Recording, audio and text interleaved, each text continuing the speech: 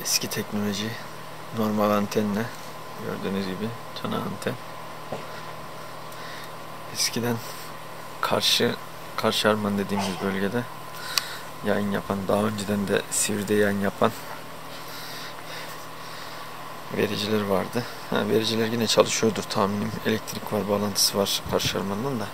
Eskiden tabii insanlarda çana anten olayı yoktu. Çana antenler çoğalalı.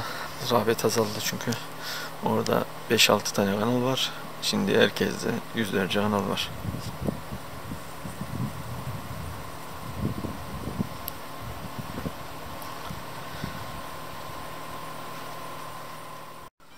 Evet, şu gördüğünüz ağaçlar İğdenmez dediğimiz ağaçlar. Meyveler oldu. Biraz sonra geçerken İğdenmez'den de afiyetle yiyelim.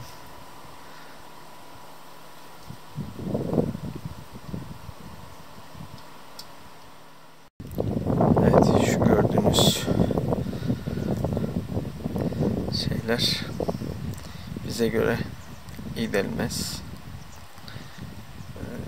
Yöresel farklı isimler var. Dil değmez, gili şekeri, buna benzer isimleri olan yemiş. Bu yemiş bizim çocukluk yıllarımızın diyeyim, ilkokul dönemlerindeki böyle cebimize kattığımız yemişlerimizden dedi. Bu deli bayam dediğimiz yaka kısmından, köyümüzün yakasından toplayıp bunları yerdik. Tabii şimdiki çocukların böyle şeylere ihtiyacı yok da o süreçte bizim işte dediğimiz gibi İğdenmez'imiz vardı. Ondan sonra şimdiki postmodern ismiyle menengiç, bize göre çıtlık toplanırdı, kurutulurdu ve çocuklara öğün olarak, yani böyle okulda ceplerine katıp atıştırabilecekleri ürün olarak aileler tarafından verilirdi. Tabii o yıllar farklı yıllardı. Şey değil, kuşak çatışması değil. Ama her dönemin tabii kendine göre iyi tarafları ve kötü tarafları da var. O yıllarda bu tarz şeyler değerliydi. Şimdi kim biliyor bilmiyorum da ben açıkçası her mevsim vakti geldiğinde olduğunda hapamlarım böyle afiyetle yerim. Evet. Görünümüyle ve haliyle en çok etkileyen evlerden bir tanesi. Daha da dimdik ayakta bizim komşumuzun eski evi. Allah rahmet eylesin. Ev sahipleri, hane sahipleri göçtü bu dünyadan. Ve evde tabi bakımsızlık ve giren çıkan olmayınca gördüğünüz gibi peyderpey yıkılıyor.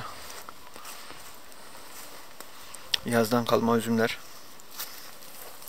Şöyle göstereyim.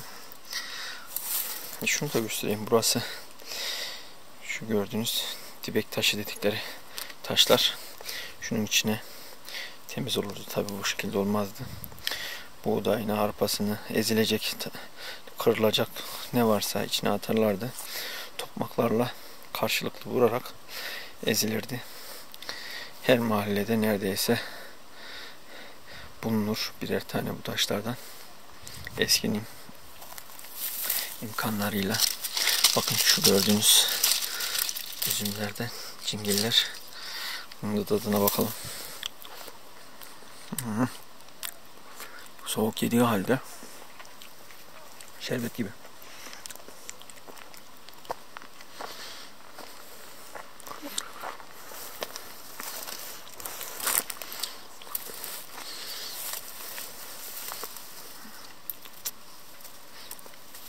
Üzüm için kimse gelmemiş. Olduğu gibi kalmış. Gördüğünüz gibi.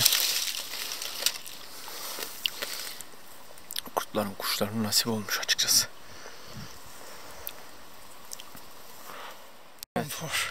Evet baba. Şimdi şu yaptığın yol şurası değil mi? Başlangıç. Başlangıcı. Haydi bakayım baba. Bütün uzun yolun başlangıcı burası. Nereye kadar gidiyor baba? Geç devam et hadi. Bozkır yolu. Tamam devam et. Yani esası hakiki ismi. Bozkır yolu. Babamın Sırıstat yolu. Yaka Bozkır yolu. Yaka Bozkır yolu. Gördüğünüz gibi Şimdi durakları, söylerimse düzenlemeleri. yani anlaşılmış olur. Şurası da Tamam devam et. düzelttiğim bir yer. Yaptım demeyeyim çünkü düzelmesi gerekiyor. Şurası ne? Balkon gibi. Konfor. Ha. Yani bu şeyleri konfor diyor. Ha oralarda oturuyorsun yani. Evet. Hani yaka dimdik yok, yaka gibi hani hepimiz aklına silmesi için yani yapılması gerekiyor. Bu yoldan, yakadan, Tabii. bu yoldan Akçapınar üzerinden, çat üstünden alan tarafına doğru Bozkır'a ulaşıyorsunuz arkadaşlar. Babam tarafından düzenlendi. Şurası da yeni yaptırılıyor. Açıkçası Hakiki eski yol. karayollarına da başvuru yapmak lazım. Çıktığımız yol Yol ağına Yeni ekletmek için. yaptım yani yaptım. İşte konfor bir. Konfor bir. Yani dikelip gidiyor. Anladım baba. Çok güzel. Eline sağlık. Şöyle bak bakayım baba yoluna.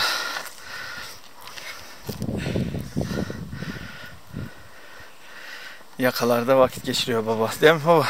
Çok iyi. Set sayesinde bir ayrıcalık ve bir önem kazandı. Bir değer kazandı. Set sayesinde. Bazı motorcular burayı kullandıklarını söylüyor. Motor kullanımına uygun açıkçası yaptığı yerler. Balkon gibi konfor dediği babamın yerleri. Buralarda vaktini geçiyor. Açıkçası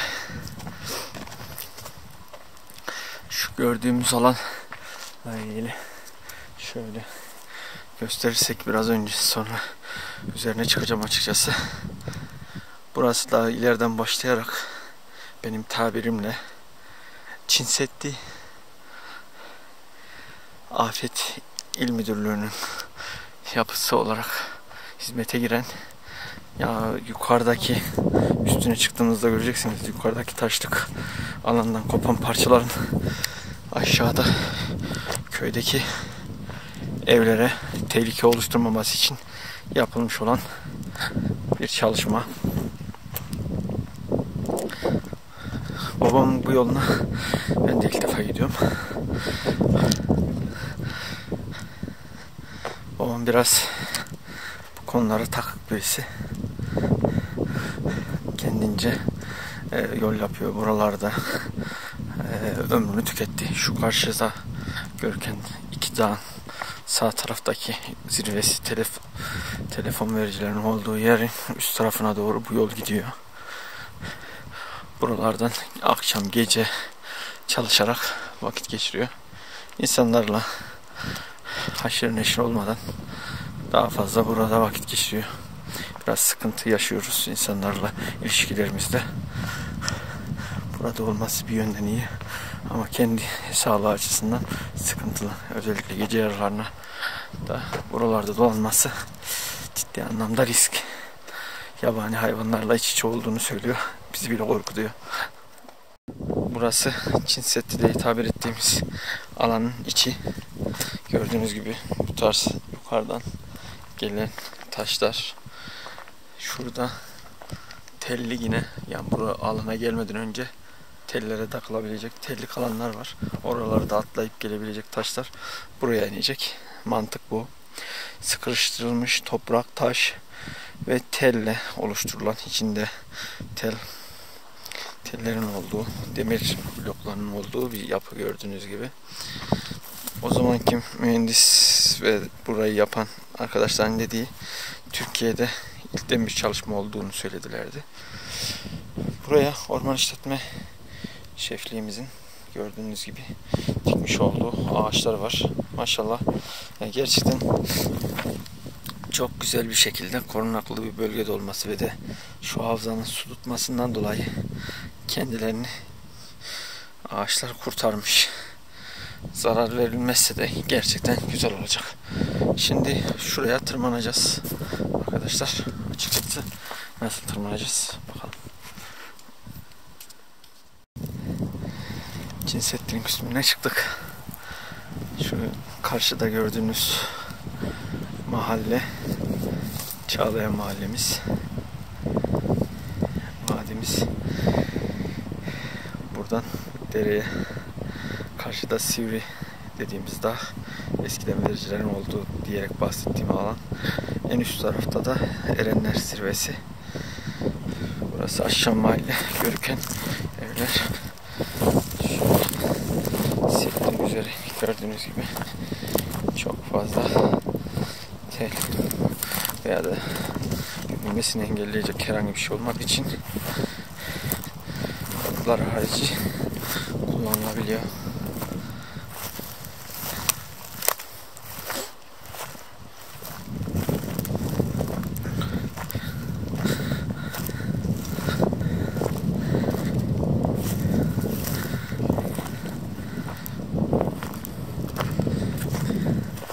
Burası gerçekten Dereköy'e hakim bir tepe oldu. Evet, biraz önce bahsettiğimiz babamın yolları. Bakın şurada devrilmiş taşlar var. Setmin bir görevi mi yoksa önceden mi yapıldı emin değilim ama her iki yukarıdan yuvarlanarak geldiyse burada durmuş yani. Otlar fena. Şurası.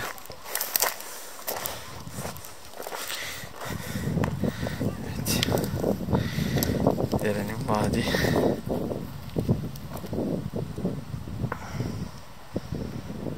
Aşağı mahalle. Kuzyaka mahallesi. Aşağı Yaka mahallesi. Buradan Taşdibi mahallesi, Demirciler mahallesi, şu gördüğünüz alan Saksangoya dediğimiz bir alan.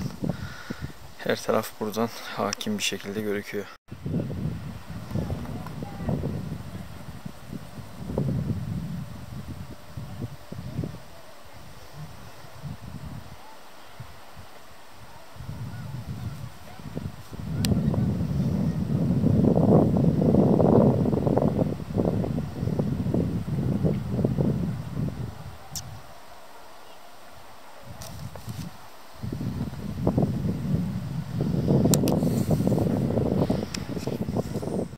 Bu set gördüğünüz gibi yukarıdaki dağlardan düşebilecek taşlar için yapılmış. Dediğimiz gibi şu şekilde buradan başlıyor gördüğünüz gibi boylu boyunca şu karşı vadiye kadar devam eden bir alan. Üstüm başım çok battı. Otlarda turak dediğimiz şeylerle kaplandı. O yüzden aşağı inip yoluma devam edeceğim. Şu şekilde gördüğünüz gibi teller yukarıya doğru da gidiyor.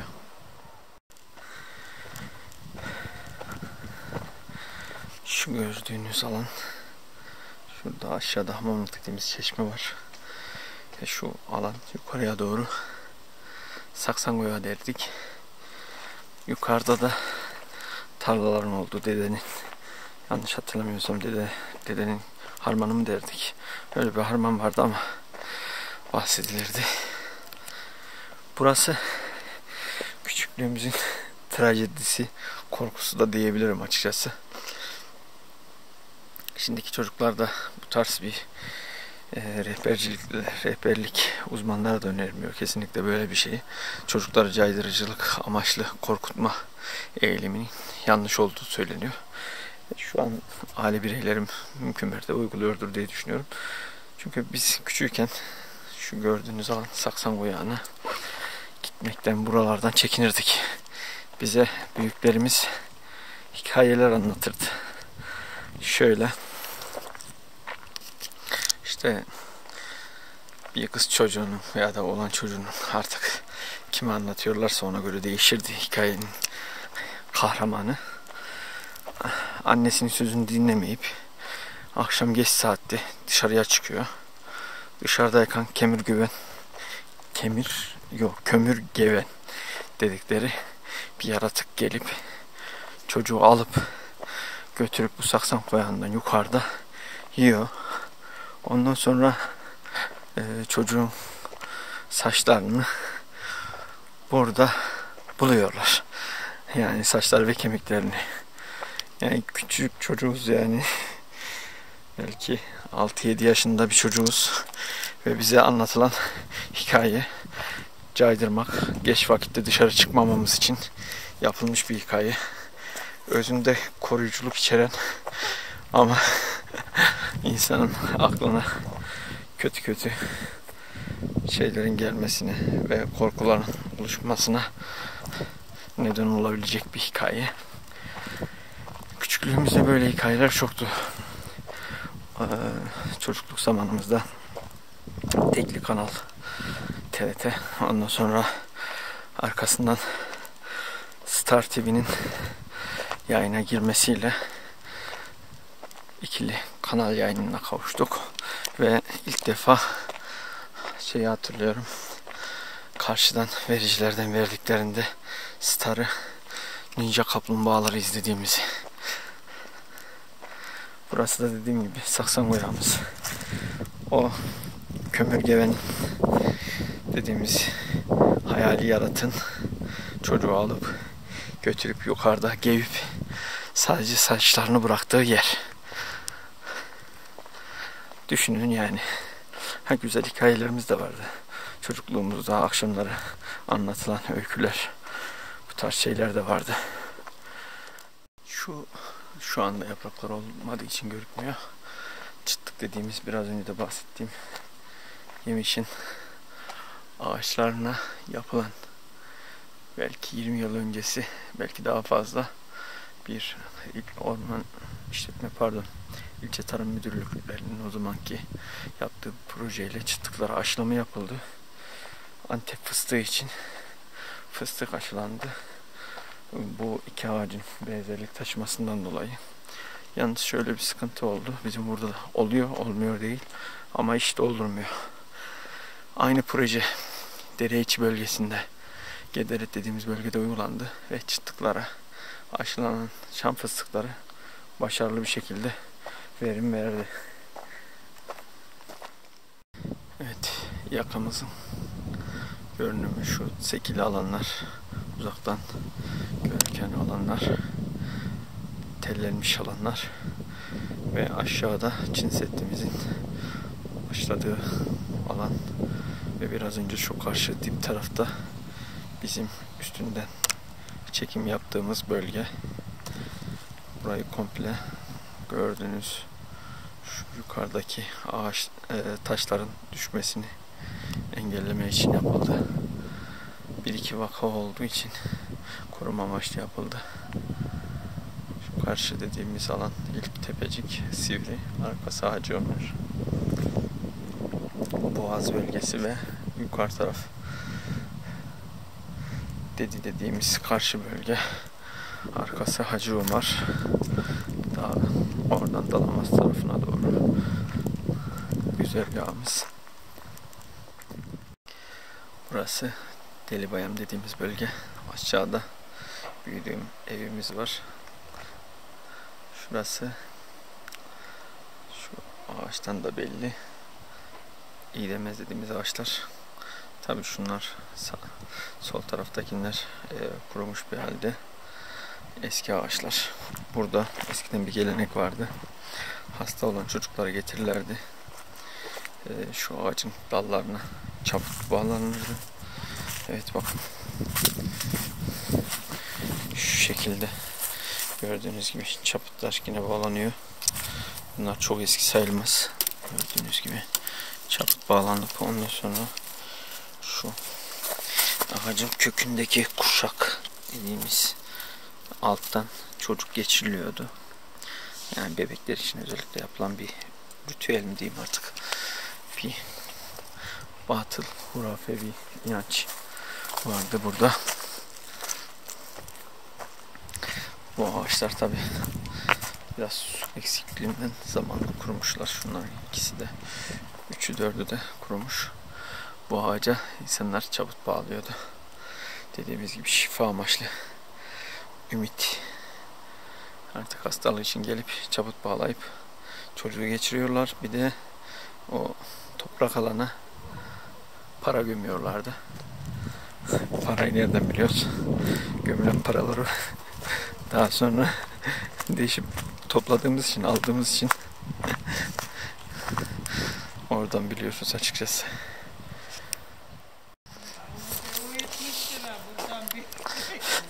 Maske takmıyorum, seni jandarmaya vereceğim. Maske vermiyorum ki. Ha? Maske mi var? Olur mu ya? Ver. Mehmet Ekelek vermiyor mu maske? Mehmet Akalık mı var? Burada sen varsın. Ama bir tane var. Ben verirsem şimdi yolda beni ceza keserler. Git bunu. Git bunu. Hani maske? Yemek yene ver. Jandarma mı geçti? Evlendi hayırlı uğurlu olsun. Allah razı olsun. Ne yaparsınız? Güle oturma. Hemen şöyle çekiyorum, beni gördün öteden. Hemen kaldırdım biraz. Ben kaldırmam, ben tutmam. Tutmam mı? Tutmam yok. Her gün de vururlar. Ama da yine aynı tutmaz. Bunun evvelki gün oturuyorduk, geçtiler iyi bilir ya, ismek değil mi? Jandarma şöyle de gör. Ben jandarmadan vardım. Ha öyle yaptınız mıydı kurtarırsınız, o da maske. İstediğimin geçtiler mi demediler. Ama bak ne Yukarı mı geçtiler? Yukarı geçtiler, aşağı geçerken vurmadı. Anan ne yapar kız, ne yapar? İyi vallahi, ne yapsın. Dur seni çekeyim. Ama maşallah tersi iyi kurutmuşsun. Korkmasan ağır olur hem. Hem de uzak bir karı böyle. Nereye götüreceğim? Bahçeye mi? Şöyle arlığa. Allah, maşallah. O bahçe de orada arlıkta. Kil gibi kalmış. Ne var ne yok mu, iyisin? İyi Allah'a şükür. Şöyle fazla yaklaşmayalım değil mi? Ne olur ne olmaz, biz dışarıdan geliyoruz. Size.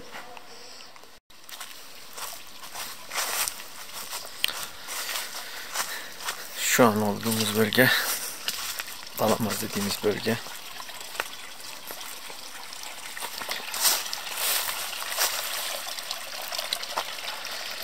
Yıl olmuş 2021. Daha kar manzarası yok. Gördüğünüz gibi karlardan gelen suyumuz bu vakitte buranın coşuyor olması lazım. Ama yok.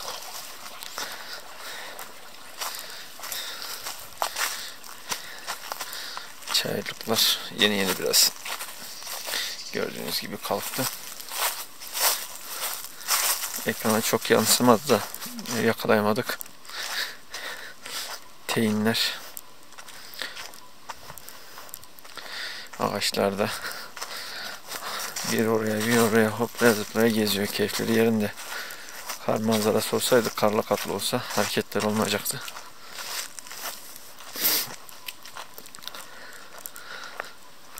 Hüseyin Usta kolay gelsin.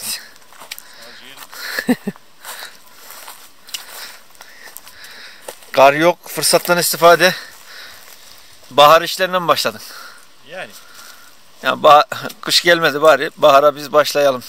Baharlardan fırsat bulup bunlara bakamıyorduk. Bunlar böyle çöl çarşı gibi kalmış. Bakarsan bana, bakmasan da olur hesabı. Aynen. Neye odaması yapıyoruz? Bakıyoruz diyorsun yani. Şu yukarıdaki arılar da mı senin yoksa? Boş kovanlar benim. Boş mu? İçinde yok mu şey? Arılar öldü. Öldü mü? Organik denemesiydi değil mi? Organik onlar, bakımsızlar. Çok organik olunca da demek ki arı kendini infilak ediyor. Şurada bir deneme mi yaptın o? Yanlış mı görüyorum? Aşılama mı? Yeni mi bu, eski mi? Eski. Tutmadı mı o zaman? Tutmadı. Evet. Angelico erik aşıladık. Tutmadı. Şurada bir tane tutmuş. Tutan nerede? Daha şaşkada birkaç bir şey sürmüş. Anladım. Ona. Ha, bunlar tutmayanlar. Deneme, yanılma, devam. Ama burada çok fazla ağaç var ya. Biraz ağaçların açılması lazım değil mi?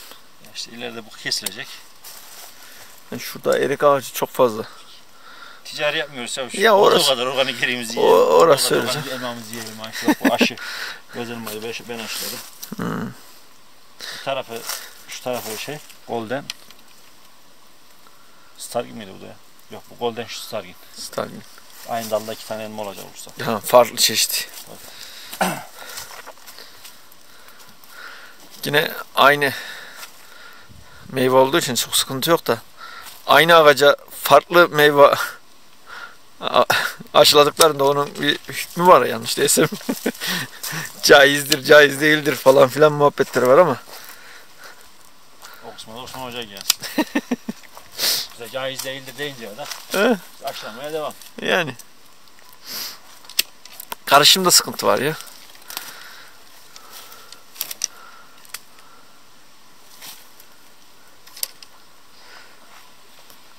Oyakta mantar var mıdır?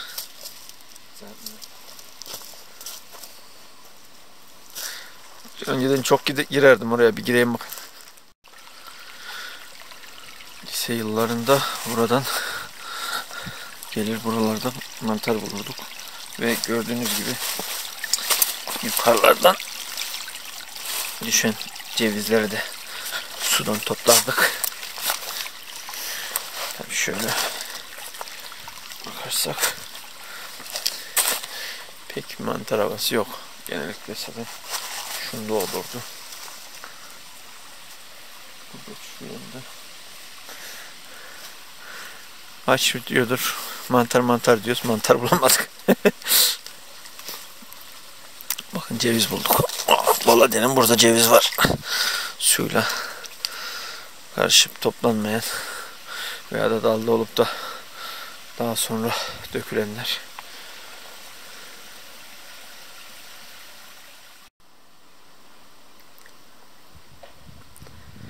Kurumuş karamlık üzümü. Şu an geldiğimiz yer derenin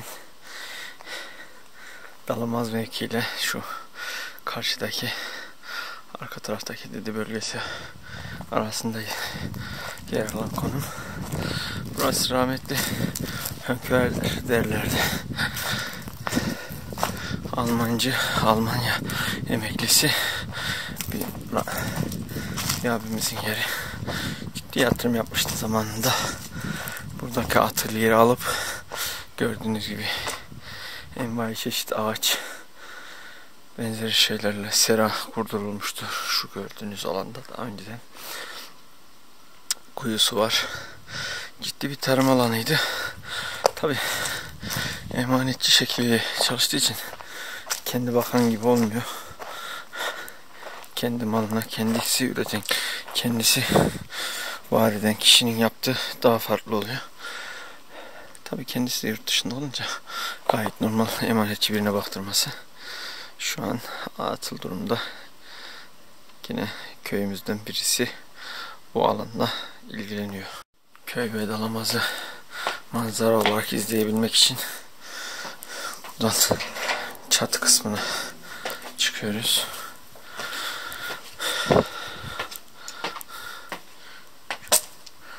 Şöyle.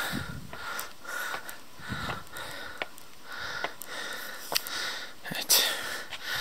Bu cepheden görürken alan Dalamaz. Yukarı Dalamaz, yukarı kısımda şu an görünen yer.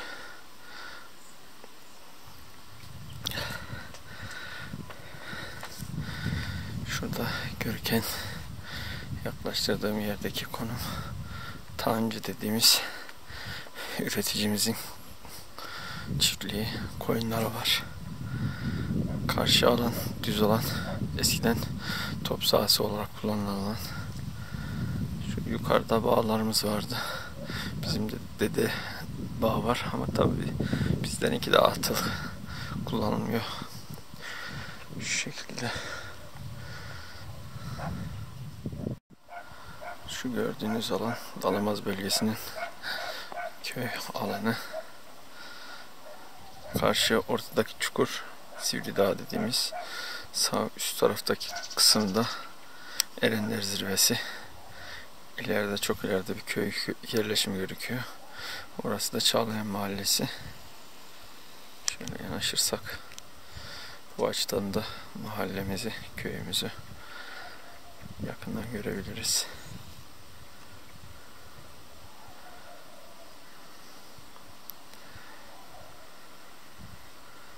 Şu şekilde gördüğünüz gibi.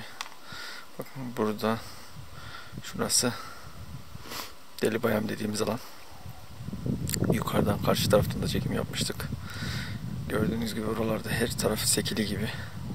Buraların her bir alanına telleme yapıldı ve işlerine de fidan, orman işletme tarafından fidan dikildi.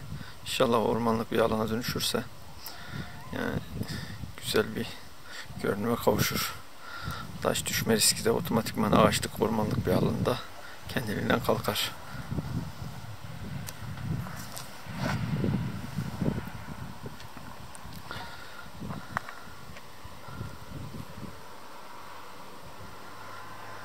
Gördüğünüz gibi dağdaş tamamen kuru. Yağış yok. Dört gözle yağmurun hiç değilse yağmasını esas itibariyle beklediğimiz kar yağışı artık, ama yağmura da razı durumdayız açıkçası. Şurada da Mehmet kardeşimizin mandırası diyeyim, koyun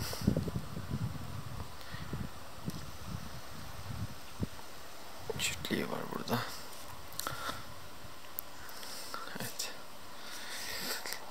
Taşdibi bölgesine doğru. Bakın burada bir bayrağımız var.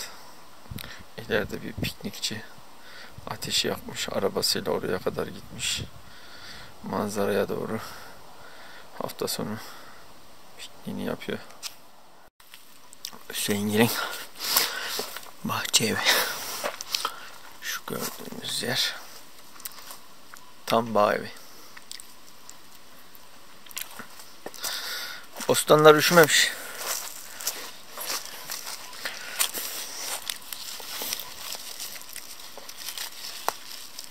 Cömbe Hüseyin'in malları kadar olmasın. Hüseyingil'inki de bayağı büyüdü de serada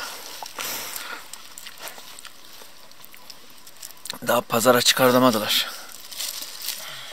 Dalamazda marullar.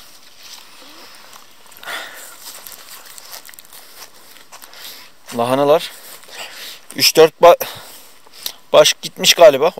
Oluyor demek ki Hüseyin'e. Evet, gördüğünüz gibi lahanamızda. Tabii şunlar katmer yapmayan. Bu saatten sonra yapabilir mi? Yağış yok ama bir ihtimal belki. Evet.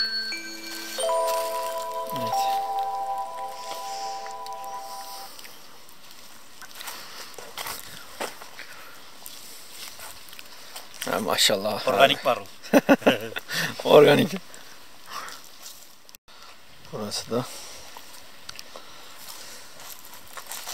pırasaların olduğu yer.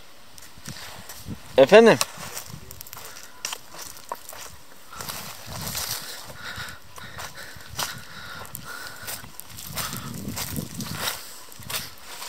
Küçük kuyumuz.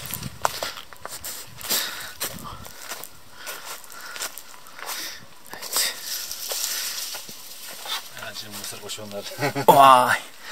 Burası tam ev ya.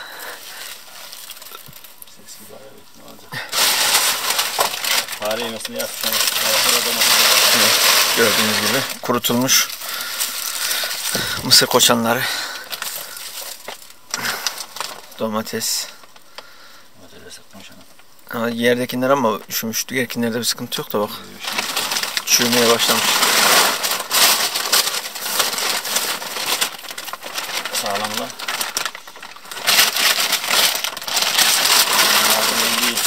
Evet.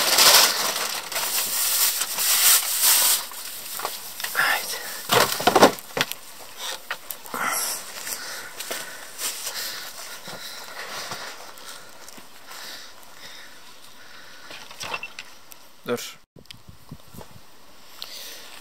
Dağlarda, bağlarda bırakılan gördüğünüz gibi elmalar.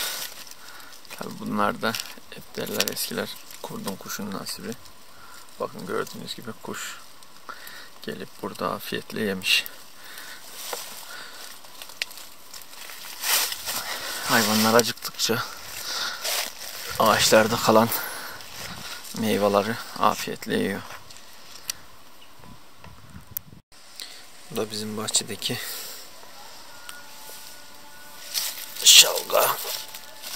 Gördüğünüz gibi doğal bir şekilde yol alalım.